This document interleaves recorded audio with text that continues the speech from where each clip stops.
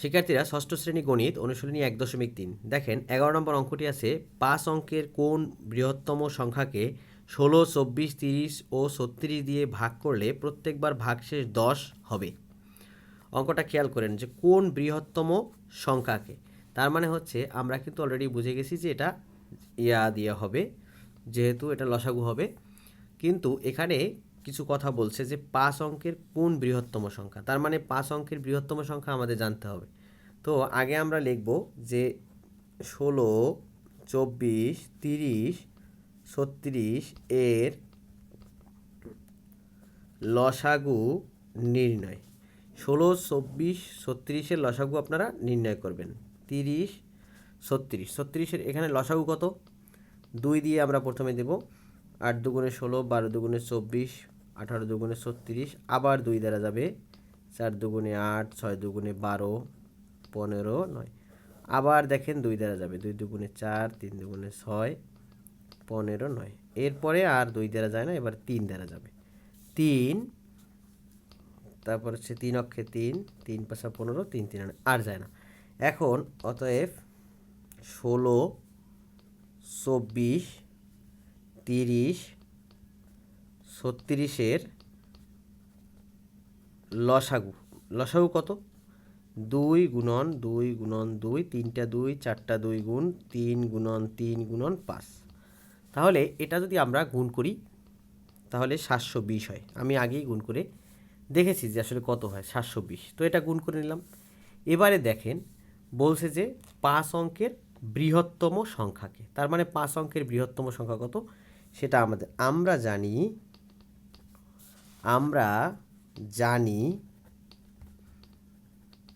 5 অঙ্কের বৃহত্তম সংখ্যা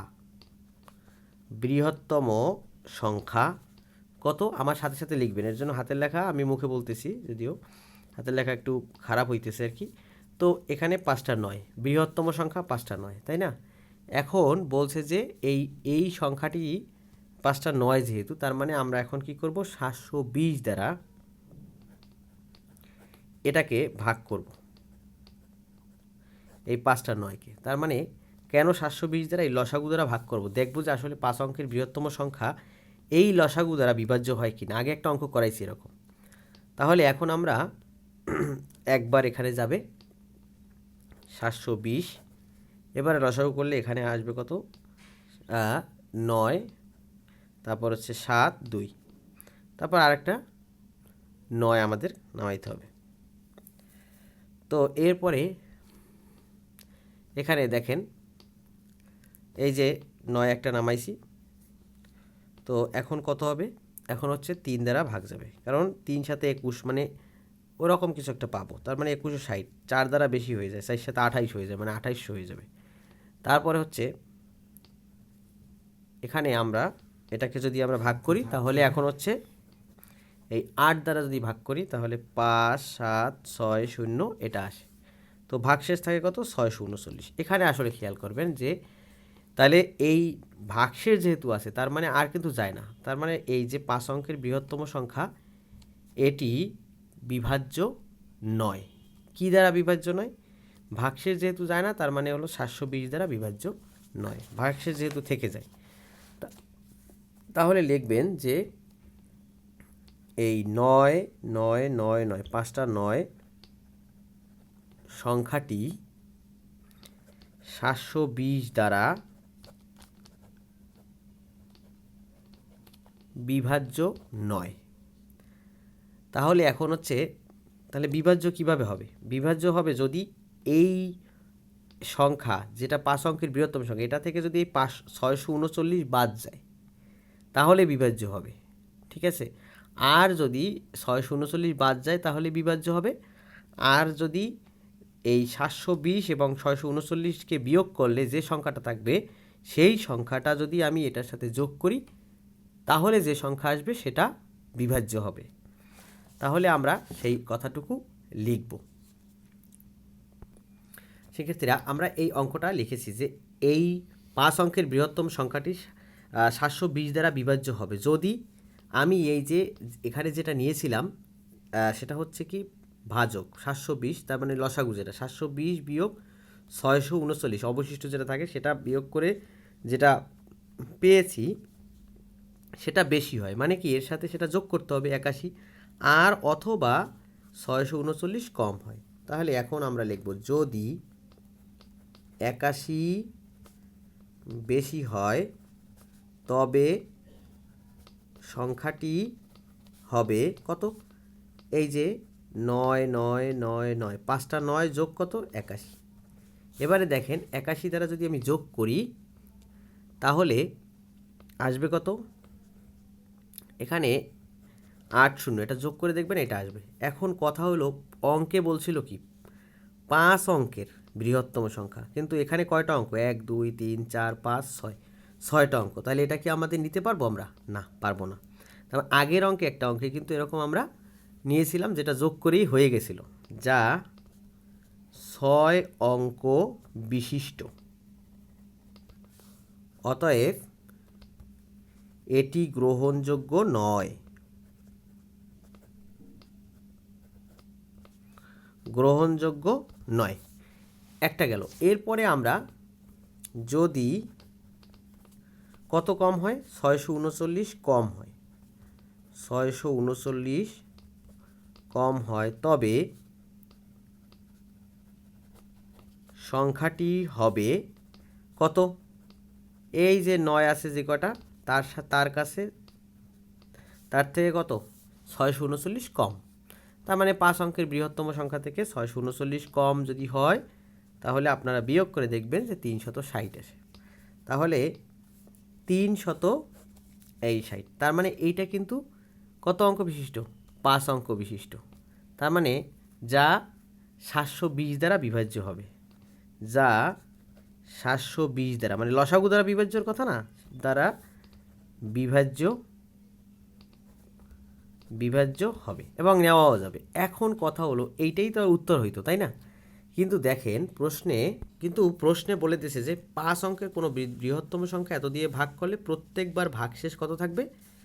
10 থাকবে। এই যে কথাটা বলে দিয়েছে, তার মানে আমরা এখন এই যে ভাগশেষ 10 থাকবে, এখানে বলছে ভাগশেষ 10 থাকবে, তার মানে ওইটা ভাগশেষ 10 আমাকে যোগ করতে হবে। হ্যাঁ, তার মানে এখানে লিখবেন ভাগশেষ 10 থাকতে হবে। অতএব নির্ণেয় বৃহত্তম সংখ্যা, তার মানে যেহেতু ভাগশেষ 10 থাকতে হবে, অতএব নির্ণেয় বৃহত্তম সংখ্যা, নির্ণেয় বৃহত্তম সংখ্যাটি হবে, কারণ কি এটা তো মিলে যাবে। 720 দ্বারা যদি আমি এইটাকে ভাগ দেই তাহলে কিন্তু ভাগশেষ পাবো না।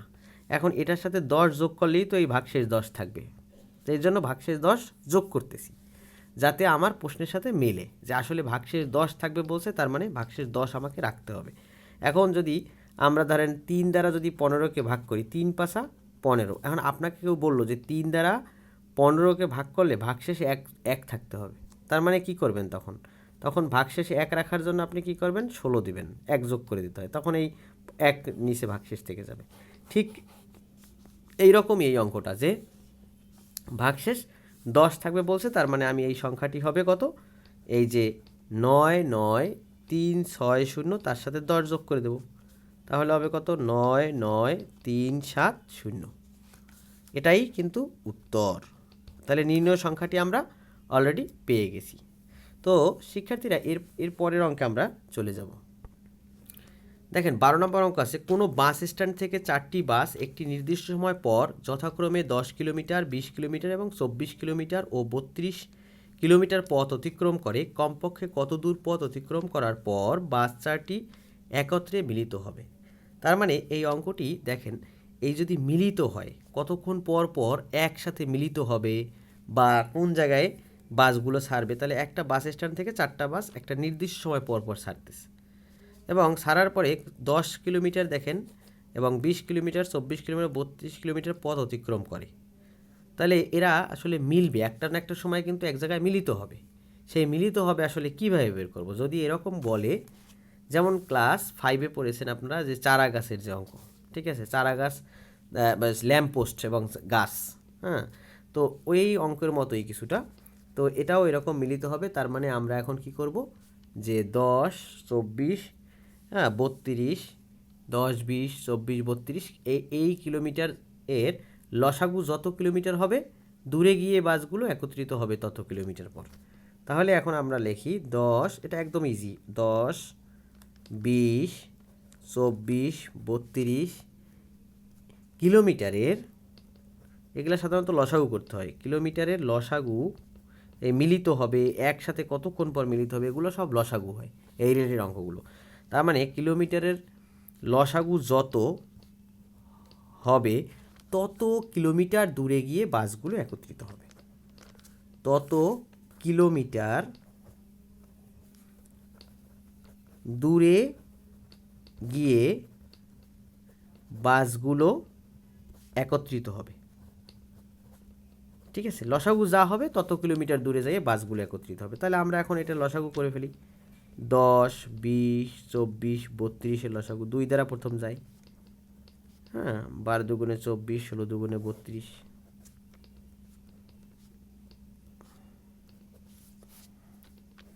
আবার 2 দ্বারা যায়, এরপরে যাবে কত দ্বারা, 5 দ্বারা,